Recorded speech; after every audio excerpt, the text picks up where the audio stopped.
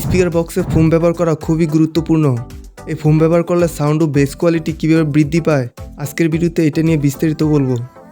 বন্ধুরা, প্রথমত স্পিকার বক্সে যখন স্পিকার সামনে পিছনে কম্পনের ফলে শব্দ তৈরি করে, সেই শব্দ শুধু সামনেই যায় না, বরং বক্সের ভিতরেও প্রতিফলিত হয়।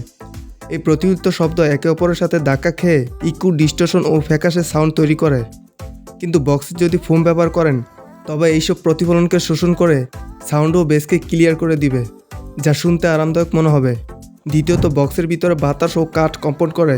এই কম্পন লো ফ্রিকোয়েন্সিতে বুম টাইপ সাউন্ড তৈরি করে, কিন্তু ফোম ব্যবহার করলে ভিতরে বাতাস ও কাঠের কম্পন কমে, বেসকে আরও পাঞ্চি ও ক্লিন করে দেয়। তৃতীয়ত, যদি আপনার বক্সের কোয়ালিটি খুবই খারাপ হয়, তখন বক্সের দেয়ালগুলো হবে পাতলা ও নিম্নমানের।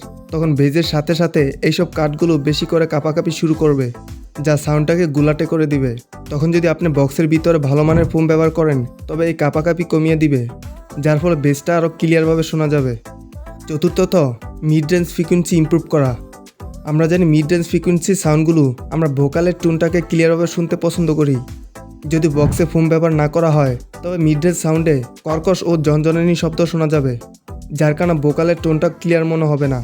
কিন্তু যদি বক্সে ফোম ব্যবহার করা হয়, তবে এইসব এক্সট্রা সাউন্ডগুলোকে শোষণ করে নিবে আর সাউন্ডটাকে ক্লিয়ার করে দিবে। বন্ধুরা, বক্সের ভিতরে যদি বাইরে থেকে বালি বা ডাস্ট ঢুকে, সেগুলো স্পিকারের সাথে ধাক্কা লাগা থেকে ফোম রক্ষা করে, ডাস্টগুলোকে ফোমের সাথে আটকে রাখে এবং স্পিকারকে ধুলোবালি থেকে রক্ষা করে। বক্সের আয়তন বৃদ্ধিতেও ফোমের ভূমিকা আছে। শুনতে অবাক লাগলেও এইটাও ঠিক ঘটে থাকে।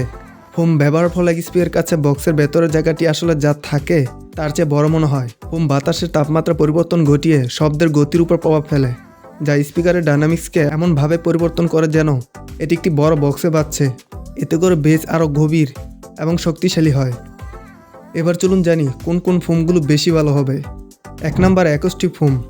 এটা মিড রেঞ্জ এবং হাই ফ্রিকোয়েন্সি স্পিকারের জন্য ভালো কাজ করবে। এটি শব্দের প্রতিধ্বনি বা ইকো কমাতে সবচেয়ে কার্যকর।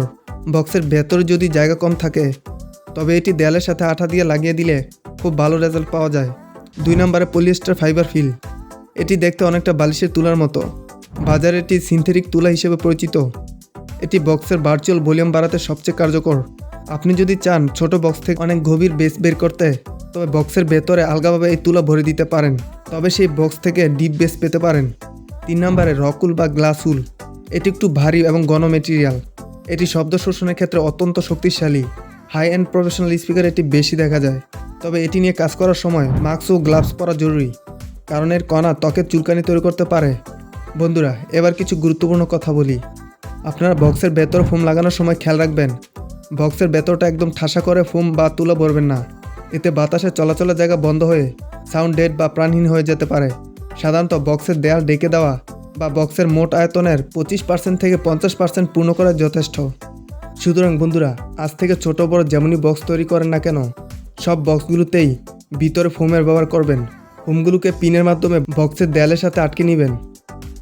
বন্ধুরা, আশা করি পুরো বিষয়টা সকলে বুঝতে পেরেছেন।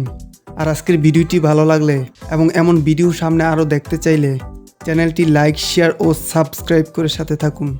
ধন্যবাদ সবাইকে।